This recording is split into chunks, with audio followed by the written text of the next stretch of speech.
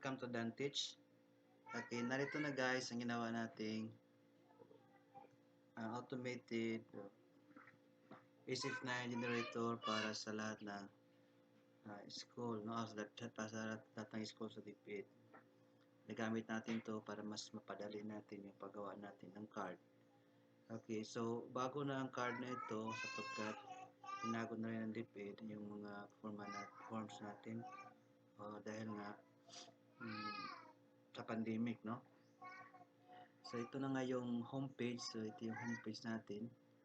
So sa homepage makita ninyo, meron siyang basic card information. Ito yung makita doon sa mga basic information na makita doon sa SF9 natin, yung region. Ito yung sa header natin.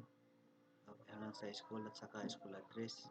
Tapos dito din sa baba, yun namang principal, yung grade, section, tapos yung advisor, saka yung school year. Ito yung pinaka-generic sa lahat po ng card, no? So, tingnan natin, pag natin dito, paglagay natin sa cursor, may kita ninyo guys, may nakalagay kung paano nyo sulat. Nakalagay dyan sa caption, sa comment, capitalize each word. So, yung each word lang, no? Ito naman, capitalize each word din. Ito, use uppercase. Ito use uppercase, ibig sabihin malaki lahat. Titik na nagagamitin. So, ito din, capitalize each word. So, ganun, no? Kailangan ma-fill upan to lahat, guys, para walang kulang na data doon sa SF9 natin. Kompleto talaga ito. Tapos, tapos nito, tingnan natin yung class details. No? Sa class details, dito nakalagay yung detalye ng klase natin, yung mga bata natin, yung pangalan ng mga bata, ito, so, pangalan ng mga bata, edad nila, birthday nila, saka yung nila, sex, saka yung kanilang LRN. So ito yung individual na informasyon ng bawat bata, no? Dito lang nagkakaiba-iba. So kung titingnan nyo, so lahat ng dito kinukuha ng SF9 natin ng data. Kung kukuha tayo ng isang bata, so lahat ng data niya dito ay maloload up doon sa SF9. Okay?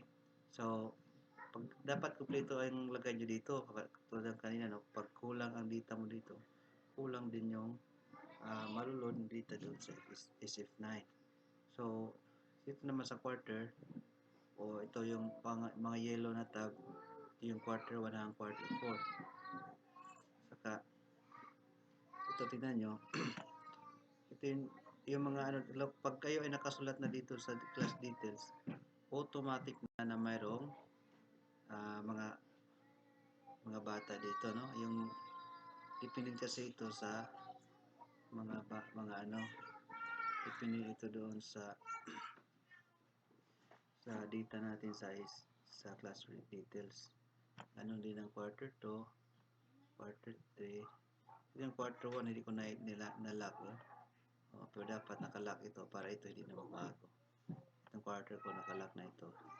So, hindi may ma-edit. Depende tayo ng data dyan doon sa So, ito namang sa attendance, yun pa rin, yung data dito. Depende pa rin doon. Hindi ito nakalock. So, depende pa rin dito sa class details.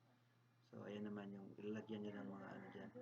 So, sa mga quarter sheets, ilagay nyo lahat ng mga grado ng mga bata, bawat subject nila sa bawat quarter. So, sa quarter 1, yung mga grades ng mga bata sa iba't ibang subjects, no? Filipino hanggang sa mapi.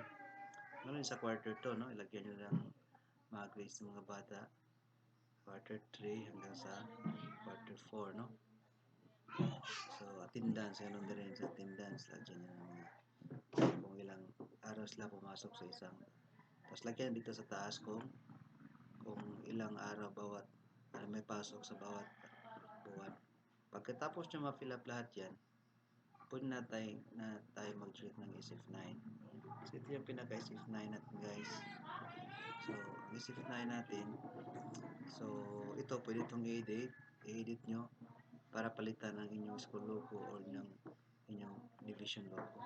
So, pwede itong baguhin ninyo kung gusto nyo mas magandang tingnan. Ito kasi yung default na binigay ng DepED. Binago ko lang sa Word kasi nilip ako sa Excel para malagyan natin ng formula at makapag-generate tayo automatically ng SF9. So lahat ng mga cell dito ay may mga formula, no, na lalabas lamang yung data na kinakailangan kapag na-meet ang requirements, no. So halimbawa ito, meron bata dito, no. So lahat ng data dito ay nakadepende doon sa data na naroon sa mga quarter sheet sa class data saka sa attendance sheet. Ayan, no. So halimbawa, tingnan natin halimbawa yung data ng isang bata.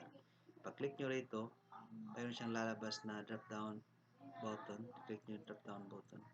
Tapos, ayan. Ano ba ito? Si Binjo Bugais. Pag-click nyo ng pangalan Binjo, automatic nagpapalit na itong card. Tsaka yung edad niya, dapat, no? Tsaka itong ilarin niya. So, nagpapalit na agad yan. Ganon din sa attendance niya. Tingnan nyo. Kanina kasi puno ito kasi may data kasi si yung unang bata. Balik natin sa unang bata, yung sample ko. Ang unang bata ay si Abrigo VG B. Pag-click natin, tingnan nyo guys. Tingnan nyo ito. Tingnan nyo ito. Pag-click natin sa pangalang VG, magbabago yan. Tingnan, nagbabago, no? So, ito yung mga data ni VG. Tapos, ayan, kumpleto kasi siya ang sample ko. Kumpleto ang nilagay ko sa kanya, no? Tapos, hindi ko rin pinrefect yung niya, yung number of school days present kasi para makita ko talagang ito kasi automatic dito magdideduct, no? Makita natin kung talagang gumagana ang formula. So, ayan, automatic na yan, ha? Okay, so lipat tayo sa ibang bata. Si guys, ayan. Tingnan lang dito guys kung nagbabago. Guys, Prince Lovin. Ayan, nagbago, diba? Okay. Okay, ayan, nagbago. So, yun guys, no? So, mas madali na lang kapag tapos na kayo, print lang agad yung card nyo. So, ganyan na ang mukha ng card natin. May nag-request kung pwede ba ang gawing back-to-back ang card natin sa isang 1/2 band paper. O pwede po yan, no? So, mamaya gagawa tayo ng video na ituturo ko sa inyo kung paano gawing back-to-back page natin. Okay. So, yun lang muna guys. Thanks for